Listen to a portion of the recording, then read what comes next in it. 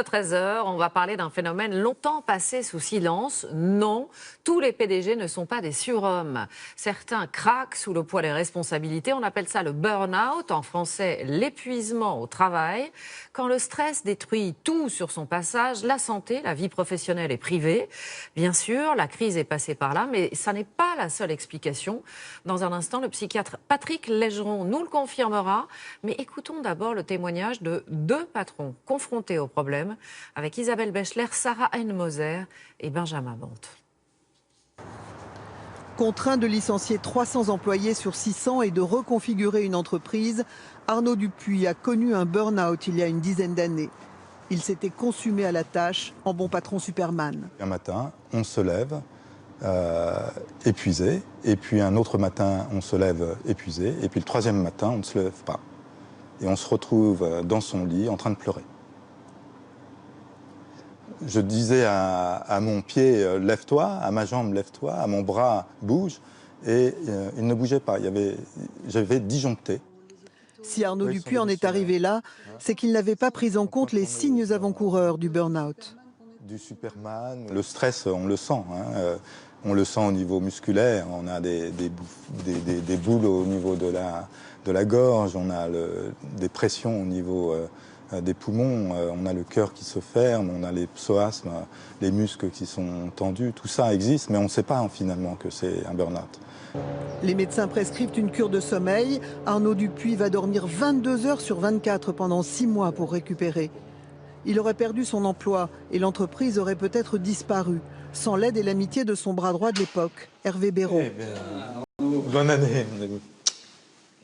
Bonne année, ça fait vraiment plaisir de te voir. Il le retrouve aujourd'hui pour visiter ses nouveaux locaux. Retour sur le burn-out. Il y a beaucoup de bateaux. Comme nous habitons à proximité, je passe le voir et puis je me rends compte qu'effectivement c'est extrêmement bouleversant, extrêmement grave. Je suis devant quelqu'un qui est éteint. Il n'y a plus de regard, il n'y a plus d'énergie, voilà, donc il est en fuite. Je veux pas qu'on sache que je fais une dépression, un burn-out. Il faut trouver autre chose. On va dire que j'ai fait une mononucléose. Heureusement, son ami, avec bienveillance, a quasiment fait son travail pendant son congé maladie. 10 ans après, le burn-out reste tabou. Pourtant, des chercheurs essaient de sensibiliser les patrons de PME. Mais il y a plus de statistiques sur la santé des baleines bleues que des entrepreneurs. Olivier Torres fait le tour des MEDEF régionaux pour apprendre aux patrons à s'écouter plus. Les dirigeants ont tendance à se murer dans une forme de mutisme, ils ne parlent pas de ces choses-là, alors qu'en fait, ils devraient en parler à leurs proches. Et c'est vrai que très souvent, cette absence de parole renforce ce déni de réalité. Combien de patrons de PME comme Elisabeth Guillaumont Bonjour Gilles. flirtent avec le On burn-out? rebutine juste dessus, hein. À la tête de 60 employés, en période de crise, cette veuve de 53 ans se démène au quotidien. D'accord, vous ne faites pas les vitres avec ça, on est d'accord. Hyperactive, elle travaille plus de 60 heures par semaine. Et on aura fini ce soir ou pas?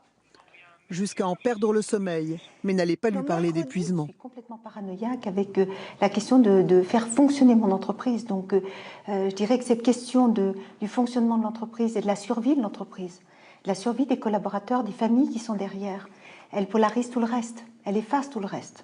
Souvent, les patrons de PME tirent sur la corde jusqu'à tomber tant ils sont nourris au mythe du patron surpuissant.